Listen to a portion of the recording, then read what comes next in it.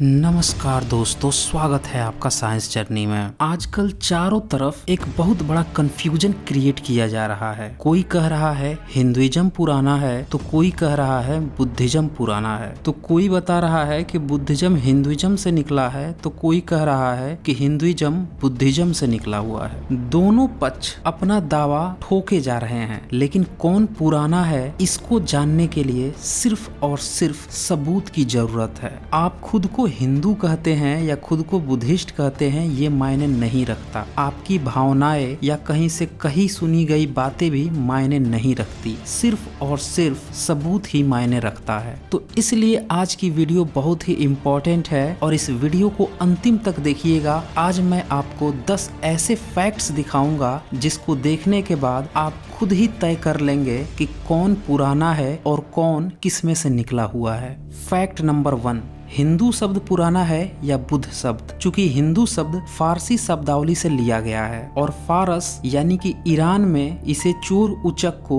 या फिर वहां के परित्यक्त लोगों के लिए यह इस्तेमाल किया जाता रहा है। वहीं भारत में किसी भी धार्मिक ग्रंथ में हिंदू शब्द आया ही नहीं है। अगर आया होता तो एक बार हम कह सकते हैं कि यह शब्द पुराना होगा, लेकिन ये हिंदू शब्द किसी ब्राह्मण ग्रंथ में भी नहीं पाया गया है। कुछ लोगों ने फेक न्यूज फैला रखी है कि 7वीं सदी में जब हैन सॉन्ग भारत में आए थे तो उनने हिंदू शब्द इस्तेमाल किया है, जो कि पूरी तरह से फेक न्यूज है। मैं आपको हैन सॉन्ग की हिंदी अनुवाद की गई किताब ही खोलकर दिखा देता हूँ। उसमें साफ तौर पे लिखा है, प्राचीन काल में इसका नाम सिंटू और हिनताओ था, परंतु अब इसका शुद्ध उच्चारण इंतु है। और फिर ये इंतु का मतलब चीन में चंद्रमा समान बताते हैं। तो यहाँ देखिए, इनने पूरी तरह से डाउट क्लियर कर दिया है कि इसका प्राचीन नाम सिंटू था और सिंटू हिंदू शब्द की तरह नहीं है, बल्कि वह सिंधु जैसा लग रहा है। और हिनताओ नाम बताया जा रहा है, जो कि हिंदुस्तान नहीं है बल्कि हीयान से ज्यादा ताल्लुकात रख रहा है। दूसरी बात कि इनने ये भी लिख दिया कि अब इसका शुद्ध उच्चारण इंतु है, लेकिन कहीं भी इनने हिंदू शब्द इस्तेमाल नहीं किया। हालांकि हैन सॉन्ग की किताब में बुद्ध शब्द और बुद्ध मार्गियों के बारे में ही पूरी की पूरी किताब लिखी गई है। तो इससे ये भी साबित होता है कि हिंदू शब्द पुराना नहीं है। तो फिर हिंदू शब्द कब आया? 11वीं सदी में जब एल्बुर्नी भारत आते हैं तो वही अपनी किताब में बार बार हिंदू शब्द का प्रयोग करते हैं, लेकिन ये उनके तरफ से प्रयोग किया गया था भारतीयों के लिए। भारतीय खुद तब भी अपने को हिंदू नहीं कहते थे। जहाँ तक बुद्ध शब्द की बात है तो सम्राट अशोक के शिलालेख, जो कि 2250 साल से भी ज्यादा पुराने हैं, उन पर भी बुद्ध शब्द बार बार और धड़ल्ले से इस्तेमाल हुआ है। तो इससे साबित होता है कि शब्द रचना में भी हिंदू शब्द बुद्ध शब्द से पुराना कतई नहीं है। फैक्ट नंबर 2, कुछ लोगों का यह भी मानना है कि हिंदू शब्द भले ही पुराना नहीं हो, लेकिन उनका धर्म का नाम सनातन धर्म है और यह सनातन धर्म बुद्ध धर्म से ज्यादा पुराना है। आइए इसकी भी फैक्ट चेकिंग कर लेते हैं। सबसे पहले तो हमें ये समझना होगा कि सनातन धर्म का मतलब क्या है। सनातन गुणवाचक शब्द है जिसका मतलब होता है पुराना, यानी कि हिंदू धर्म, जिसे कि ब्राह्मण धर्म कहना ज्यादा उचित रहेगा, क्योंकि हिंदू शब्द भारत में तो कभी पाया ही नहीं गया। तो इसलिए यहाँ पे कंफ्यूज न होइएगा अगर मैं ब्राह्मण धर्म भी इसे कहूँ तो ये ब्राह्मण धर्म का नाम सनातन धर्म कहना अपने आप में ही कमजोर तर्क हो जाता है, क्योंकि ये किसी धर्म का नाम नहीं बल्कि पुराना होने का संबोधन है। सवाल यह है कि धर्म का नाम क्या है। वहीं दूसरी तरफ गौतम बुद्ध का जन्म भले ही ईसा से 600 साल पूर्व के करीब में बताया जाता है, लेकिन उनने जो मार्ग दिया उसको बुद्ध धर्म की स्थापना न कह के धम्मचक्कपवतन कहा गया है। यानी कि पहले से जो सनातन परंपरा चली आ रही थी, जिसे समण कहा जाता था, उसी परंपरा की 6 तिलियों के चक्र में ये 2 तिली और जोड़ते हुए अष्टांगिक मार्ग देते हैं और इसीलिए बुद्ध मार्ग को इस धम्मो सनातनो कहा गया, यानी कि बुद्ध मार्ग सनातन धर्म है। इस पॉइंट पे भी हम देखते हैं कि सनातन धर्म नहीं बल्कि सनातन धम्म है। फैक्ट नंबर 3, धर्म शब्द पुराना है या धम्म शब्द? चूंकि कंफ्यूजन का सबसे बड़ा कारण ही शब्द रचना ही है, इसीलिए यह जानना बेहद ही रोचक है कि 9वीं सदी पूर्व धर्म शब्द पाया ही नहीं गया। इसीलिए ब्राह्मण धर्म कहें या हिंदू धर्म कहें या धर्म के लिए धर्म युद्ध कहें, ये सारे शब्द ही 9वीं सदी के बाद ही अस्तित्व में आए हैं। आप 10वीं सदी पूर्व के भारत के किसी भी शिलालेख को उठाकर देख लीजिए, किसी पे भी धर्म शब्द लिखा हुआ नहीं मिलेगा, उल्टे धम्म लिखा हुआ मिलेगा। चाहे वो सम्राट अशोक के शिलालेख हो या गुप्त वंश के शिलालेख हो या हर्षवर्धन या पाल वंश के हों। यहाँ तक कि 10वीं सदी पूर्व जो भारत की धम्म लिपि थी उसमें भी धर्म शब्द लिखा ही नहीं जा सकता है, उसमें भी धम्म ही लिखा जाता है। यानी कि इस पॉइंट पे भी जो ब्राह्मण धर्म है वह काफी नया रह जाता है धम्म की तुलना में। फैक्ट नंबर 4, ब्राह्मण शब्द पुराना है या बुद्ध शब्द? आपको जानकर यह काफी हैरानी होगी कि ईसा पूर्व बुद्ध शब्द तो कई शिलालेखों पर मिलता है, लेकिन ब्राह्मण शब्द किसी भी शिलालेख पर नहीं मिलता। यहाँ तक कि जिस शुंग को ब्राह्मण प्रचारित किया गया है उस शुंग ने भी न तो खुद को क्षत्रिय लिखवाया न ही ब्राह्मण लिखवाया। बेसिकली ब्राह्मण शब्द पाया ही नहीं गया ईसा पूर्व में। ईसा से 310 साल पूर्व जब मेगास्थनीज भारत आए थे तो उनने भी ब्रेचमैन शब्द यूज किया, सरमैन शब्द यूज किया, लेकिन कहीं भी उनने ब्राह्मण शब्द इस्तेमाल नहीं किया। उनके दूसरी पीढ़ी में सम्राट अशोक थे, उनने भी अपने शिलालेख में कहीं भी ब्राह्मण शब्द नहीं इस्तेमाल किया। कुछ लोग उनके शिलालेख पर जो बमहन समन शब्द आया है उसी में से बमहन को ब्राह्मण कहते हैं। अब सोचने वाली बात यह है कि अगर उस समय ब्राह्मण शब्द होता तो सम्राट अशोक बमहन क्यों लिखवाते, ब्राह्मण ही लिखवा देते। यानी कि ब्राह्मण शब्द की रचना ही ईसा पूर्व में कभी थी ही नहीं, वो काफी बाद में आई है। और जब संस्कृत का जन्म हुआ है, जो पाली को संस्कारित की गई है, तब ब्राह्मण शब्द आया है। तो शब्द रचना में भी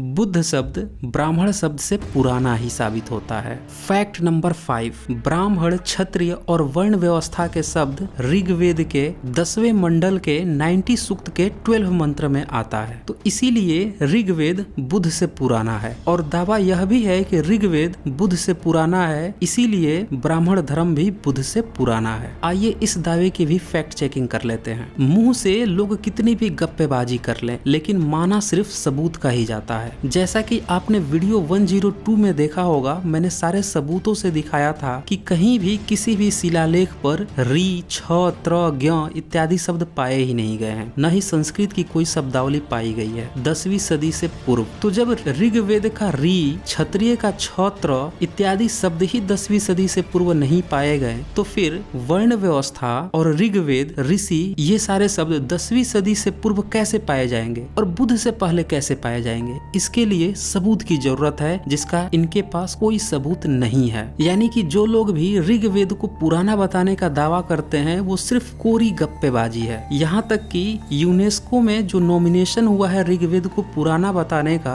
उसमें भी क्लेम तो यही ठोका गया है कि वो 3500 साल पुराना है, 3200 साल पुराना है, लेकिन सबूत दिखाया गया है सिर्फ 1464 एडी का एक भोजपत्र का पन्ना। यानी कि सबूत के तौर पर भी 550 साल से ज्यादा पुराना ऋग्वेद का कोई प्रमाण नहीं है। अलबरूनी जब 11वीं सदी में भारत आए थे तो उनने साफ तौर पे लिखा है कि उनके समय तक किसी भी ब्राह्मण ने वेद को नहीं लिखा था, उल्टे वो मना करते थे लिखने से। अब इस बात को एक उदाहरण से समझिए, उससे आपको पूरी तरह से क्लियर हो जाएगा कि वेद पुराना है या नहीं है। गाँव में 2 व्यक्ति हैं, एक व्यक्ति की मेहनत सबको दिखती है, उसके पूर्वजों की भी मेहनत सबको दिखती है, उसके पूर्वज शिलालेख पर अपनी बातों को लिखते आए हैं। वहीं दूसरा व्यक्ति के पास कोई सबूत नहीं है, लेकिन वो खूब गप्पे हाँक रहा है कि नहीं उसके पूर्वज तो इस पहले व्यक्ति के पूर्वज से भी ज्यादा पुराने हैं। वो लिखते पढ़ते नहीं थे, मुंह से ही गपोड़ कर ले आते थे। तो सवाल यह है कि किसकी बात सच मानी जाए, जिसका सबूत है या फिर जो सिर्फ मुंह से ही गप्पे हाँक रहा है? तो सीधी सी बात है कि जो मुंह से गप्पे हाँक रहा है उसकी बात कोई नहीं मानने वाला, और यही हाल ऋग्वेद का है। अलबरूनी 11वीं सदी में ऋग्वेद का नाम पहली बार मेंशन करते हैं और उनसे पहले ऋग्वेद शब्द पाया ही नहीं गया है, यहाँ तक कि ऋ शब्द ही नहीं पाया गया है। यानी कि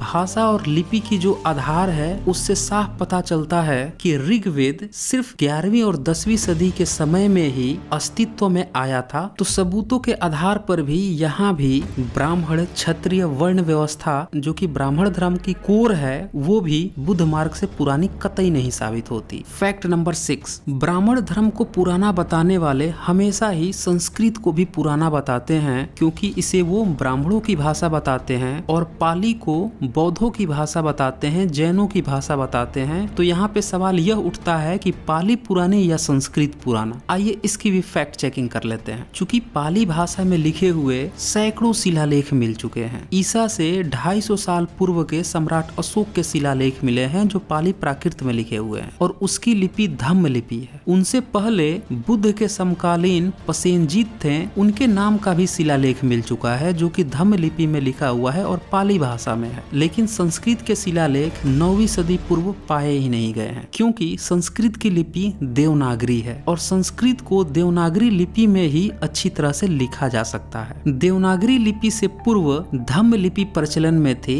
और उसमें संस्कृत को लिखा ही नहीं जा सकता। हालांकि सोशल मीडिया में यह अफवाह फैलाई गई है कि दूसरी सदी का जूनागढ़ लेख संस्कृत में है, जो कि पूरी तरह से फेक न्यूज है। आप वीडियो 127 में जाकर देख सकते हैं, इसका लिंक भी मैंने डिस्क्रिप्शन में दे दिया है। और अगर आप बुक से पढ़ना चाहते हैं तो वो भ्रम का पुलिंदा में है, उसका भी लिंक मैंने डिस्क्रिप्शन में दे दिया है, वहां से जाकर आप पढ़ सकते हैं। और संस्कृत की बात करें तो जो उसके महत्वपूर्ण अक्षर हैं जैसे छ, त्र, ज्ञ, हलंत, अनुस्वार, ये सारे लेटर्स धम्म लिपि में लिखे ही नहीं जा सकते। यानी कि संस्कृत का अस्तित्व 9वीं सदी से पूर्व था ही नहीं। यानी संस्कृत का अस्तित्व तभी आया जब देवनागरी लिपि प्रचलन में आई, यानी 9वीं सदी के बाद। इसीलिए सारे ब्राह्मण ग्रंथ देवनागरी लिपि में ही लिखे हुए मिलते हैं। तो यहाँ भी पाली बाजी मार ले जाती है, यानी बुद्ध मार्ग ब्राह्मण धर्म से ज्यादा प्राचीन साबित होता है। फैक्ट नंबर 7, मूर्ति कला। चूंकि आज के ब्राह्मण धर्म में मूर्तियों की खूब पूजा हो रही है और बौद्ध मार्ग में भी मूर्ति कला है, हालांकि मूर्तियों की पूजा उसमें नहीं होती है। तो ये भी जानना रोचक होगा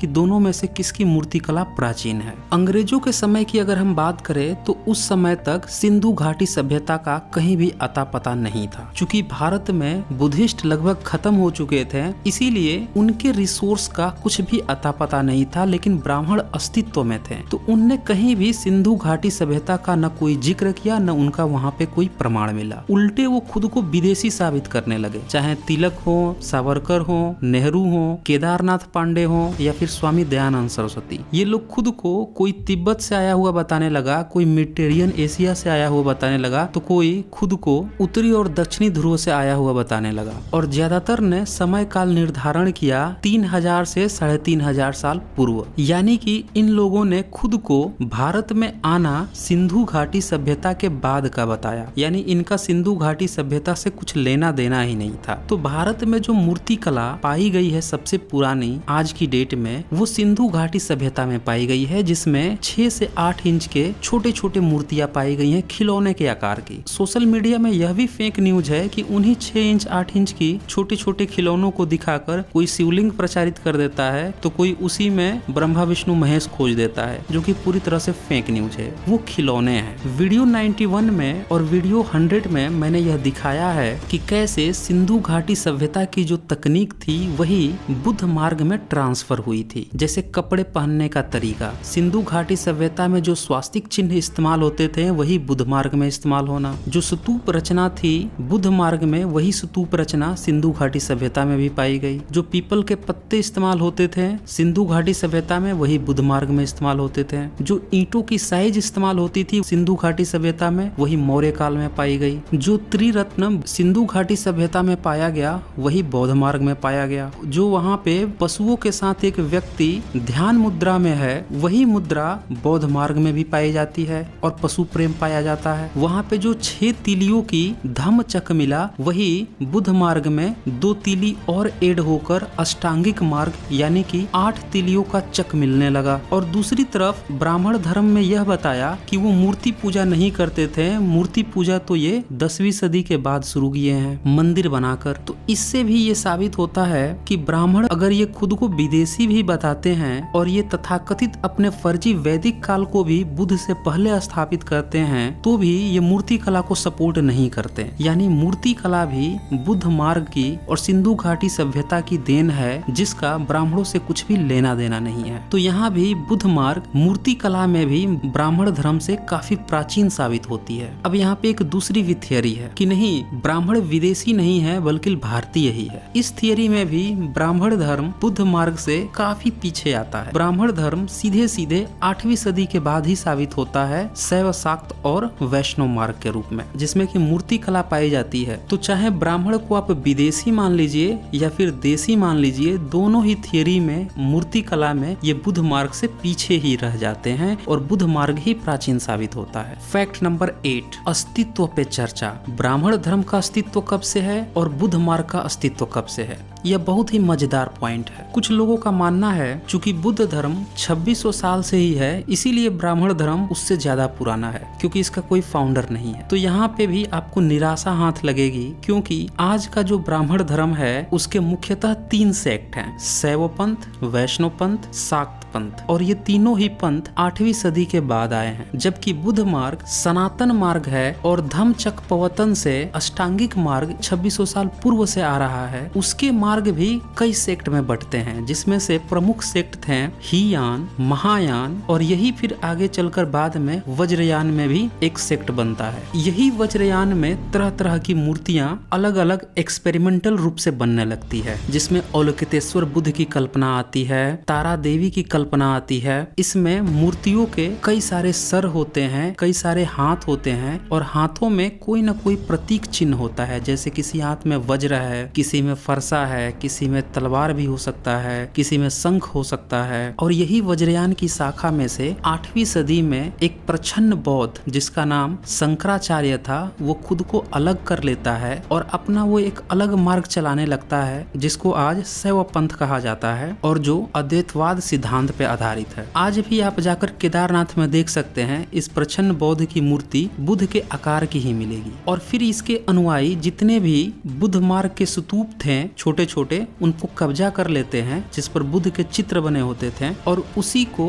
शिवलिंग कह के पूजना शुरू कर देते हैं। इसीलिए आजकल आप देखे होंगे कि जितने भी बुद्ध स्तूप मिलते हैं जिसमें बुद्ध की मूर्तियां होती है, उसको ये लोग शिवलिंग कह के प्रचारित करने लगते हैं, जबकि इनका अस्तित्व 8वीं सदी से ही है और उससे पहले भी वो बनते थे और वो बुद्ध मार्ग का हिस्सा था। फिर इसी शैव मार्ग से 11वीं सदी में रामानुजम अपना एक अलग सेक्ट बनाता है, द्वैतवाद, जिसे कि वैष्णव पंथ कहा गया, और ये भी बुद्ध मार्ग को ही कब्जा करता है। जो बुद्ध मार्ग की प्रतिमाएं होती थी उसको ये विष्णु का अवतार बताने लगता है और इस तरह से 11वीं 12वीं सदी में बुद्ध को ये विष्णु का अवतार कह के उसको भी कब्जाने लगते हैं और सारे बुद्धिस्ट मंदिरों पे ये लोग उसको अवतार बताकर कब्जा कर लेते हैं। तो इस तरह से वैष्णव पंथ अस्तित्व में आता है। फिर इसके बाद आता है शाक्त पंथ, वो भी इसी तरह का कार्य करते हैं। वो भी बुद्ध मार्ग में तारा देवी महिला बोधिसत्व थी, उनकी मूर्तियों को और बुद्ध की मूर्तियों को और उसके महाविहारों को कब्जा करके इन्हीं को ही लहंगा, चुनरी, साया, ब्लाउज पहनाकर और शक्ति बनाकर पूजना शुरू कर देते हैं। तो इस तरह से आज का जो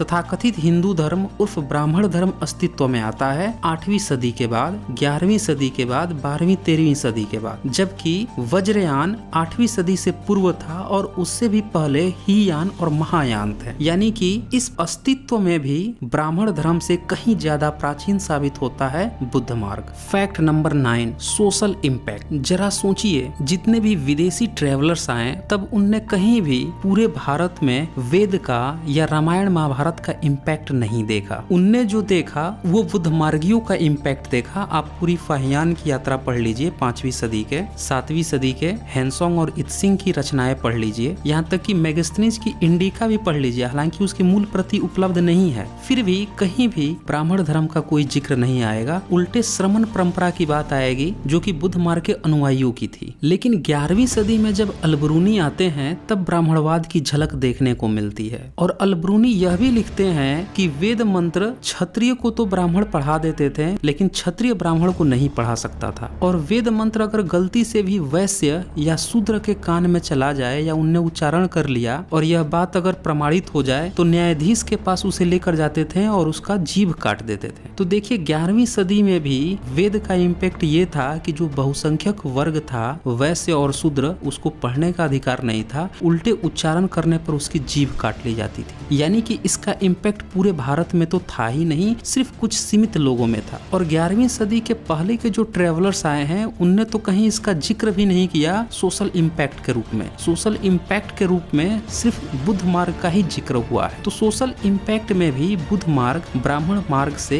ज्यादा प्रभावी था और बाजी मार ले जाता है उससे प्राचीन होने का। फैक्ट नंबर 10, ग्रंथ रचना। चूंकि आज के ब्राह्मण धर्म में बहुत सारे ग्रंथ उपलब्ध हैं और सारे के सारे देवनागरी लिपि में लिखे गए हैं, जो महज 1000 साल से भी कम पुरानी लिपि है। बुद्ध मार्ग के भी बहुत सारे ग्रंथ उपलब्ध हैं, धम्म लिपि में भी लिखे हुए मिल जाते हैं शिलालेखों पर और बहुत सारे इंस्क्रिप्शंस पर। तो यहाँ भी धर्म ग्रंथ रचना में बुद्ध मार्ग की लिखी हुई बातें ब्राह्मण धर्म से ज्यादा प्राचीन साबित होती हैं। यहाँ तक कि जो ब्राह्मण ग्रंथ के रामायण, महाभारत, वेद और तरह तरह के धर्म ग्रंथ हैं, ये सारी किताबें भी बौद्ध मार्गियों की लिखी हुई कथा कहानी और जातक कथाओं से चोरी की हुई साबित होती हैं। क्योंकि दशरथ जातक कथा जो ईसा से भी पूर्व में लिखी गई और इसके बहुत सारे चित्र अजंता की गुफाओं में आज भी ट्रेस में मिलते हैं, लिखित भी मिलते हैं। इसी तरह से साम जातक कथा है जिसको इनने श्रवण कुमार की कथा बना रखा है ब्राह्मण धर्म में, और कणव जातक कथा है, घत जातक कथा है जिसका इनने बाद में कृष्ण के नाम पर महाभारत में चरित्र गढ़ रखा है। तो बौद्धों की जो जातक कथाएं हैं वो ईसा से पूर्व में मिलती हैं और वही कहानी ब्राह्मणों की किताब में सिर्फ कागज पर मिलती है और वो मात्र 1000 साल से भी कम पुरानी है। तो धर्म ग्रंथ रचना में भी साबित होता है कि ब्राह्मण ग्रंथ काफी नए हैं और